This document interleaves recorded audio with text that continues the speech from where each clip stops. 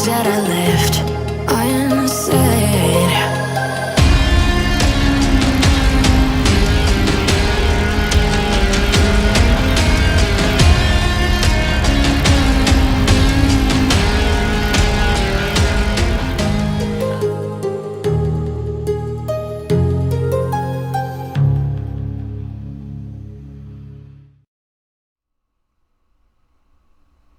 Hello everyone, this is FantasyEsque and welcome back to Vampire Amazon with the Salazar Coven. When we left off in the previous episode, Lady Marigold Covenrose was suffering from the after effects of trying to cure everyone after the Queen handed out, not poisons, but curses in the form of potions, left, right, center, towards the end of the royal tournament that we had 2 episodes back.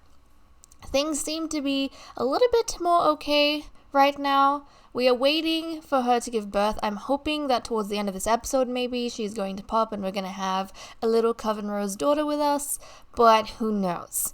And apart from that, we are also going to be having a training day coming up pretty soon once we get through this night, and we'll have birthday for the twin princesses, well, the birthdays of the twin princesses, and I'm hoping everything goes smoothly. It all relies on Marigold going into labor before the day is over, but we will just have to wait and see how it all pans out. So without further ado, let's get this episode started.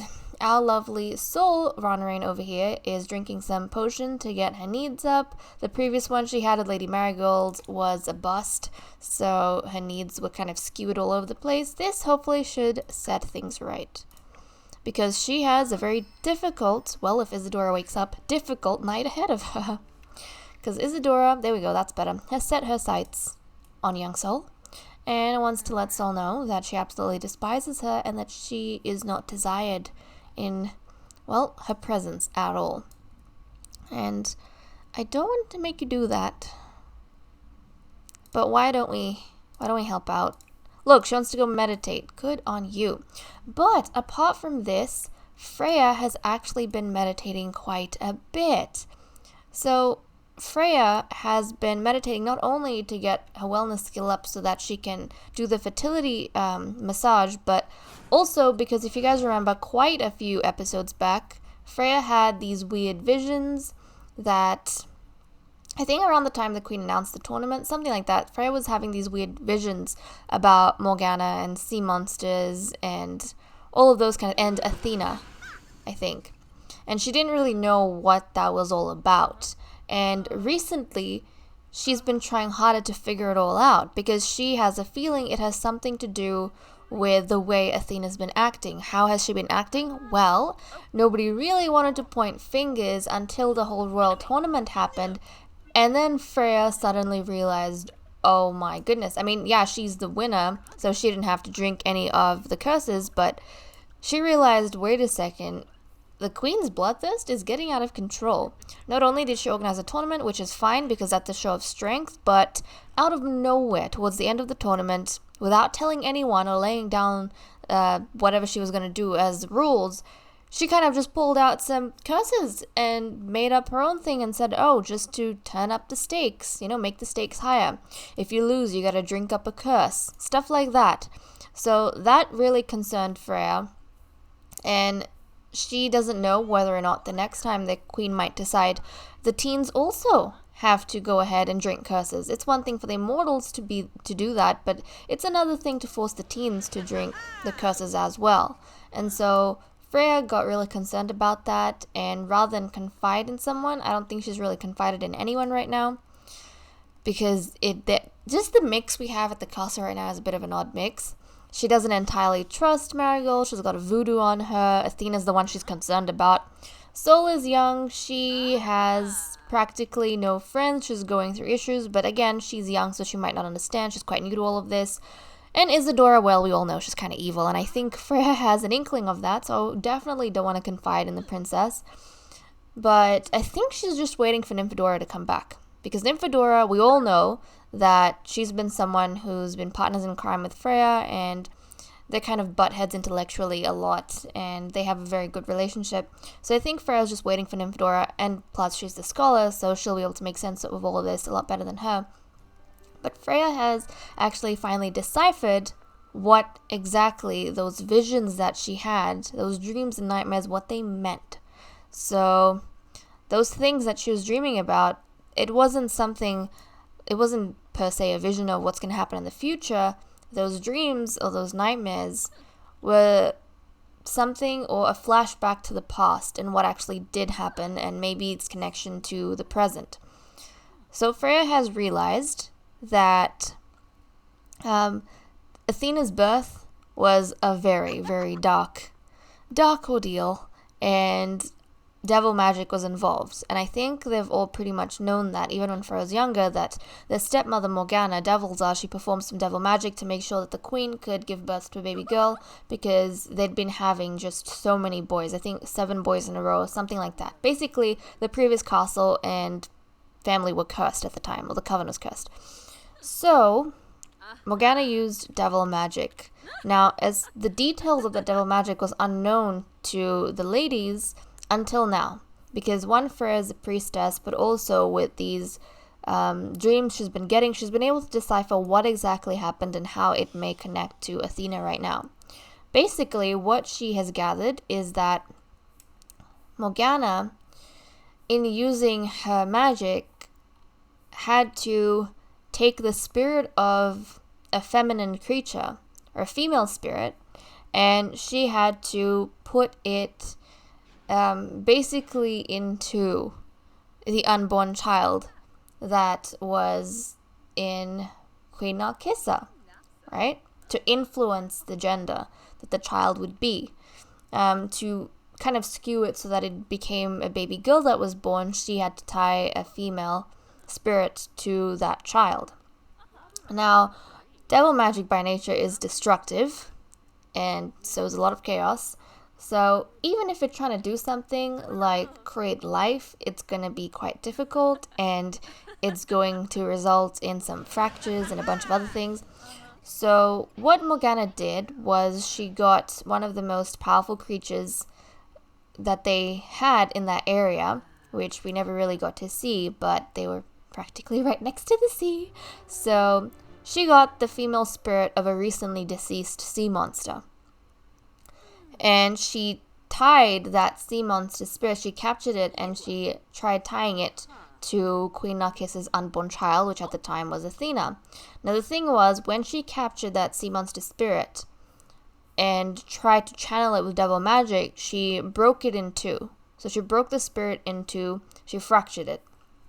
And the sea monster is a very regal and noble creature that's orderly and has, I guess, some semblance of, I wouldn't exactly say kindness, but greatness to them. So they've got balance, they've got goodness in them. But then also, the sea creature has bloodthirst. That obviously, when the spirit is intact, it's in balance, so one side never completely takes over the other. It's good, but it does what needs to be done in order to exist in the space it exists in. But when Morgana broke the spirit, then she split those two parts. And what ended up happening is that there was no guarantee which part was going to go into, well, the baby in the queen's stomach. And she had one boy and one girl, and the spirit went into the child, that was the girl, aka went into Athena. So Jamie, Athena's twin, is unaffected by anything. He doesn't have any of that in him. We don't know what happened to the other half of or Freya doesn't know what happened to the other half of the sea creature spirit, but she just knows that the bloodthirsty half is the one that got tied to Athena, which is why Athena is overly bloodthirsty, and she's overly cold and looking for fights and that sort of thing.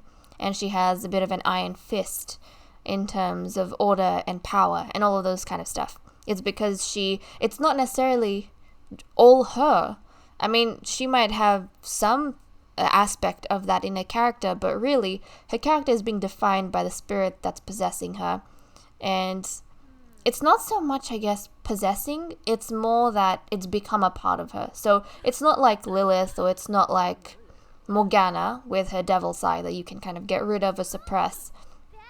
It's something that's part of her. Freya has no clue what the fix is, what to do, which is why she's waiting for Nymphadora so that she can talk it out with her. But basically, that's what happened. Only one part of that sea creature spirit went into the children, the twins, that was in the queen, and that was the one that got formed into a female, Athena.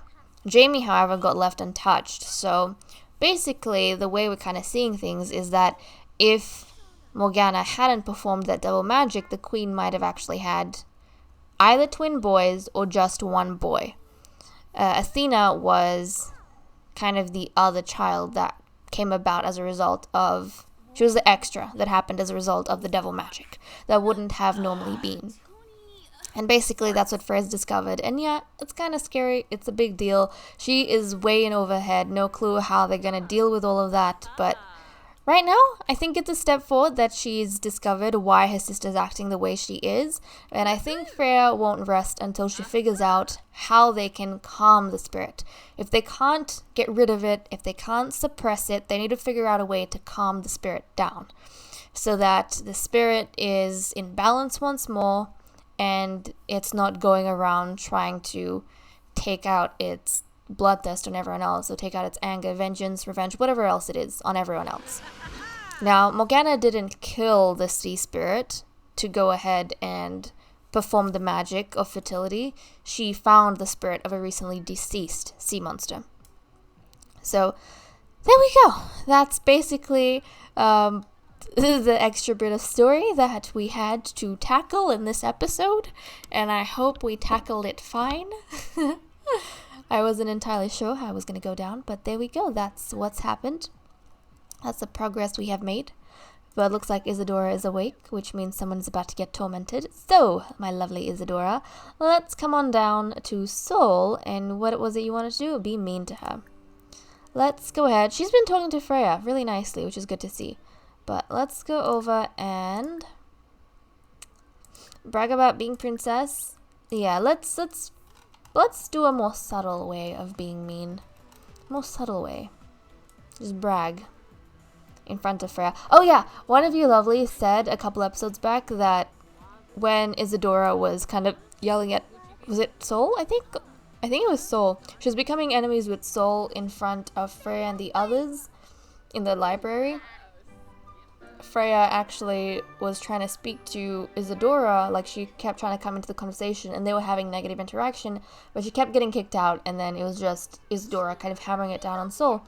You guys were saying that maybe Freya saw what was happening and she was trying to intervene and tell Isadora that you shouldn't be acting this way, but Isadora wasn't listening, and maybe she told off Isadora or something like that, disciplined her, and Isadora didn't like that, so that harmed their relationship a little bit. But look at this, Sol's trying to be. She's trying to be cordial with the princess, because at the end of the day, this is a princess, right? You can't exactly go and... Look, she's being nice and stuff. Then again, I guess Sol's just that type of person. Look at her. She's happy. She's cheerful. She's feeling good. Even though the princess is attacking her, she's just a cheerful person. She doesn't want to attack the princess and whatever else, which is very sweet to see. But it is training day. And unfortunately, we don't have... Oh, yeah. We don't have... Let's see. Persephone could come for Athena and Nymphadora. Who else? Should I get Rowan involved? Yeah, we need Rowan involved. Where is Rowan? Rowan, there we go. But this is excellent, guys. We can actually get the ladies to come over, so we'll invite them, and everyone can train together if they would so like. The queen's already gotten started, but this way at least, the activities encouraged. The others have also, or they will also arrive, hopefully, and they can work on their own little thing. Excellent. Yeah, I like that idea. Okay, sweet. So that's on. That means while we're working with everyone's whims and a bunch of other things, at least they'll go through and do whatever it is they want to do. Okay. You, my darling, supposedly can, you can exercise, but I'm not entirely sure how. You know what we need to do? We need to put down Maybe you should have something over here. It is a bit difficult. We don't have a whole lot of space around the place. So I'm just wondering, like, where the hell do I put down whatever it is I need to put down? But I was just thinking maybe we could put some monkey bars and the kids. Because I know at the basketball court, they can use that. But we don't have a court, do we? So I'm wondering, can kids play this? Actually? Can kids play this? I don't know, but a golden bowl seems perfect. Okay, let's place this down here and see if Isadora can interact with it. I don't know if she can. She can! Let's practice juggling. I don't know if that's part of your athletic skill. Hopefully it is, but maybe you can practice with someone. I'm hoping it is. Come on. Let's go. Let's go practice it out. Please tell me this counts. Let's see. Look how cool that looks. That is so cool. I haven't gotten my Sims to really play around with that just yet. I don't know if this counts. I have no clue if that counts. Maybe if we... Oh, it does! Excellent. Love it. I love it. Okay, you need to do it once more, darling. Once more, and you should be just about done. Oh, that is so cool. That is so cool. I was going to put monkey bars, but now I don't have to. Because adults can use this, kids can use this, teens can use this. It's amazing. Okay, sweet. Well, she's going to be working on that. So, I think it's time we get a bunch of you ladies. And yes, you have an extra potion. I think it's time we get a bunch of you ladies. Oh, look at this. Makes me so flippin' proud. They're actually training. They're actually training. Well, if you can't use that, what can you use? So the thing is, it would be nice if we had even more space for things, but the other problem is then we won't have seats. You know what? I think we should temporarily take out the seats, or maybe take out all the seats and just... You know what? We'll just take out all the seats. Because really, they don't need a place to chillax and sit down, do they? No, they don't. So let's sell these. They don't actually need them. What they need, more than anything, especially for things like training days, are more of these stuff. So, don't tell me they're locked, please. Please don't tell me they're locked. Please don't do that to me. Hold on a second, BB. Move objects on. Okay. No! Okay, how could you? Well, hold on a second, guys. I need to find this cheat that is going to go ahead, and would that be... Yeah, I need to find this cheat. Build and buy mode. Darn it. Okay, where is it? There we go. There we go. Okay, let's have a look. BB ignore gameplay. Oh geez, unlocks and tie. Oh geez, entitlement. It is so stressful to be thinking of flippin'. Honestly, to think of cheats. Did that not work? Hold on a second. Testing cheats. True. Honestly, guys, not my brightest moment. Did that even work? Testing cheats. True. There we go. Okay, let's try again. BB ignore gameplay unlocks entitlement. Okay, sweet. Has it worked now? Yes, it has. Ah, that was such a long cheat. Okay, well, let's go ahead and pop these in. At least we'll have 6 for everyone to play around with, and that'll make me super happy. Oh, there we go. And we'll pop it on the other side as well. This way, everyone can train, or at least more ladies can train than cannot train. Okay, that makes me super happy. Now this place is decked out. They can take turns if they want, but at least they'll have access to more things. Right, sweet. Let's see who wants to come and get this done. Look, Persephone rocked up here. Freya is currently gardening. You can continue doing that because it's part of what you want to do. Sol? Oh look, even Nymphodora's decided to come on down. Sol, why don't you practice punching? And look, the queen's also here. This is so awesome. This is what training day needs to look like, everyone. This is exactly what training day needs to look like. Okay. Why don't you use this one? Since, Rowan's doing that.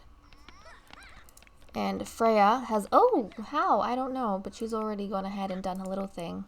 Sweet. Well, Marigold, why don't you, even though this might be slightly dangerous for your health, go and practice doing this. Oh, Isadora, darling. Okay, well, Sol can't really practice. Why don't you hand over the ball to Sol and Marigold, and both of them can practice together. Yeah, they can kick with... Oh, no, she can't because Marigold's pregnant, right? Okay, well, you can try and practice juggling as well. You can practice doing that. And then you can get your own training done without actually being down in the training room. Yeah. And she's acquired a fitness skill. Well, you're not fit at all. You are the future warrior, you realize, right? Look at her go, though. She looks like a natural, does she not? She looks like a flippin' natural. Okay, she'll continue doing this. And hopefully she'll be okay with that. And, oh, Freya's back down here. Although Freya... Yeah, I guess that's the main thing that everyone really wants to get done, right? Is to get the training underway. That's the main thing they need. And let's see. Persephone's also here, which is nice to see, honestly. So, even though I was thinking about taking it out of the group, I kind of don't want to as well. Because it's just nice to have her in here and have the connection with her. Have some way that she can be called upon. But actually, we're going to have to start taking her out at some point. Yeah, we might have to start doing that. And the reason I say it is because we only have 2 more slots. We have a bunch of other kids that needs to come through. Unless someone else makes another. I guess we could do that. We might just keep all the ladies we have right now. And then I think what we'll do is... Actually, we even have this cauldron thing. So you know what? I think with the extra capacities we have, we're going to put in Marigold and we're going to put in Sol. And then we might make a separate royal training, maybe for the princesses and Ariana or something like that. We can have 2 groups running, but we'll have to have one of the princesses be in charge of that. Maybe Wisteria. So that'll be actually pretty fun. Yeah. That'll be pretty fun. Rowan and Sol are a bit lucky because they can get in with the adults and train from them, but... And also, actually, I guess what we could do for training day, if we use this technique, I think it would be super fun. For example, I said the alchemist daughters, they're never going to move into the castle. They're going to stay in Glimmerbrook, and I'm probably never going to really see them unless the alchemist visits them. But if we have a separate royal training group, and even this one has, like, for example, use the cauldron. If we have a separate training group for the ladies, for the princesses, then we could actually put in that group, because I'm sure we'll have space, we'll be able to put in the daughters of the alchemist. So we can have Zora, and if Marigold has a daughter, we can put her daughter in this little thing as well. And that way, guys... This is such a good idea. And that way, I'll make a chamber or something with another cauldron or a few cauldrons. And that way, when they come over, they can actually practice on the cauldron or they can train. Stuff like that. What do you guys think? I think that'll be pretty fun. I think that'll be pretty fun. And that way, the Sims can build a connection with those girls, even though we... otherwise wouldn't be able to see them and stuff like that. But also, I did say in the previous episode that someone's little girl, Ariana Knox, aged up into a toddler, and I've given her a makeover. We need to invite her so that we can see how she looks. And actually, I'm going to get the queen to do that straight off the bat. Little Ariana, right over here. Let's invite, and we'll... Okay, Queen, you need to take a break. Invite Ariana. I almost forgot. Almost. But we need to have a look at her. I'm excited. Now, oh yeah, with Ariana, she inherited her mother's yellow eyes. Unfortunately, she did not inherit her mother's sharp ears. She inherited her father's round ears. So she is actually the first sim that's been born in this generation without the vampiric ears, which makes me kind of sad. But hey, with the way I've done a hairstyle, it's covered up anyways, so we don't see the ears at all. And a lot of these ladies, I guess they have hairstyles where you don't see the ears, so it's not a big deal. But still, it's nice to know that extra bit. And let's have a look. Where is she? Has she decided to pop over? And here she is! Little Ariana Knox. Let's have a look at her. Let's have a look at her. Well, guys, this here is little baby Ariana Knox. She has her father's black hair. It's got a bluish tinge to it, but she's got, look at her. She's got her father's black hair, her mother's yellow eyes. I don't know what features she's inherited, but I think she's going to end up looking more like her father than her mother. But there we go. This is her. Look at her. She's adorable. This is her. She's got beautiful long hair. Look at that. Ariana Knox. She definitely looks unique, I think. In all honesty, I don't know what it is. She looks, to me, the least vampiric of all the vampire children we've had. Do you guys feel the same? I don't know if it's because I already know that she's got a father's skin tone, and her mother's skin tone is more ashen, more pale. She's got her father's skin tone, and she's got her father's ears. Do you guys see his facial features? Do you think she's going to look more like the father than the mother? I don't know. But there we go. I don't know if it's because I already know she's got round ears, but she seems the least vampiric to me.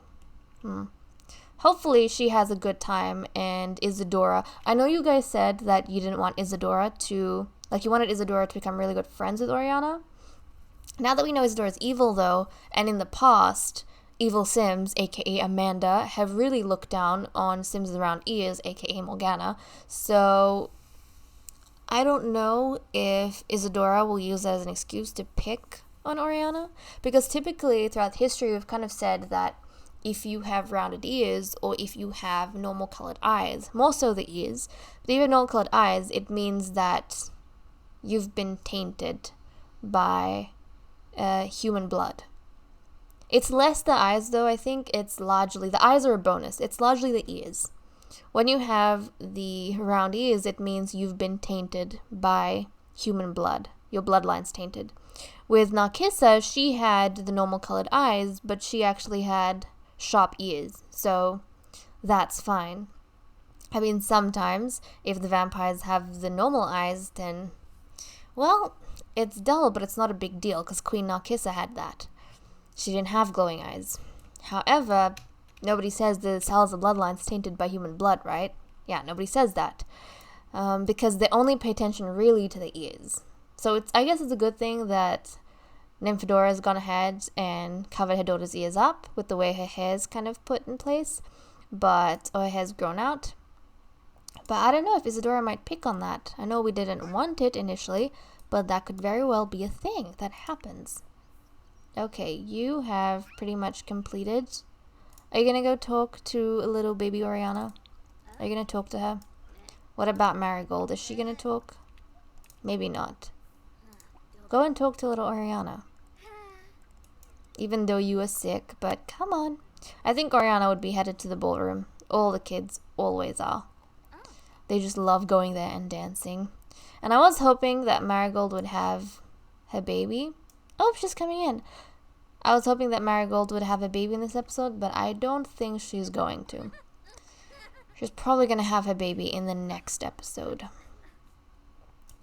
But hopefully before the princesses kind of are out of their birthday. Because in the next episode, we definitely need to be having the birthdays for the two princesses. If worst comes to worst, and I feel like we're stretching it, like if it's past 6, then I'm just going to swap out 2 of the ladies here. Probably Sol and Isadora. I'll swap them out with the princesses and bring them in. But, oh my goodness. Oh, look at that. They're chatting with each other. Look at her. She looks like she's so nervous. Let's do a friendly introduction. Let's meet with her. Say hello. Honestly, Sol is probably the best person to meet little Ariana right now because she's just so cheery and so nice. She'll probably make the toddler feel really comfortable, especially when the queen is very scary looking and Isadora is just as scary looking as her mother. But anyways, guys, with that said and done, I'm going to leave off here. Thank you so much for watching. I hope you all enjoyed, and I'll see you all in the next episode. Bye-bye.